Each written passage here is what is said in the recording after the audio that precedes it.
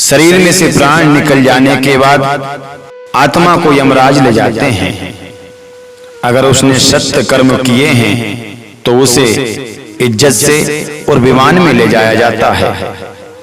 अगर वह पापी मनुष्य है तो उसे बांधकर, घसीटकर, मारपीट कर यमदूत ले जाते हैं। अपने कर्मों का लेखा जोखा करवाने के बाद यमराज भगवान की जो दूत होते हैं वो उस आत्मा को वहीं ले जाते हैं जहां से उसने शरीर का त्याग किया है।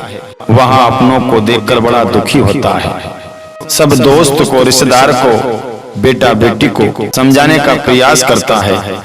अपने जो मृतक शरीर है उसमें प्रवेश करने की कोशिश भी करता है, लेकिन यमराज के पास वो बंधा रहता है।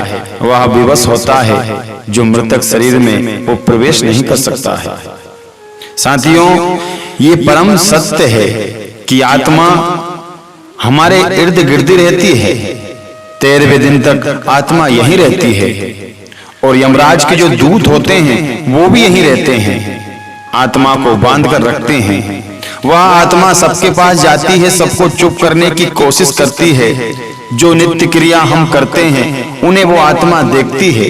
कौन रो रहा है, कौन क्या कह रहा है, कौन कैसा कर रहा है, आत्मा सब कुछ देखती है।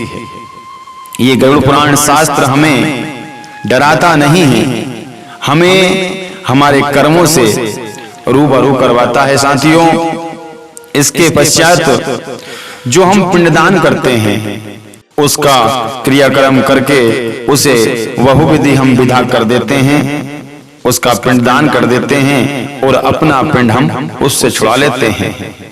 तब यमराज के जो दूत होते हैं वो कहते हैं, तेरे अपनों ने तेरा त्याग कर दिया है। इसके बाद वो आत्मा का जो मोह है, जो उसका स्वार्थ छुपा होता है, वो धीरे धीरे खत्म हो जाता है और 10वां पिंड होने के बाद में उस आत्मा को दूसरा शरीर मिल जाता है।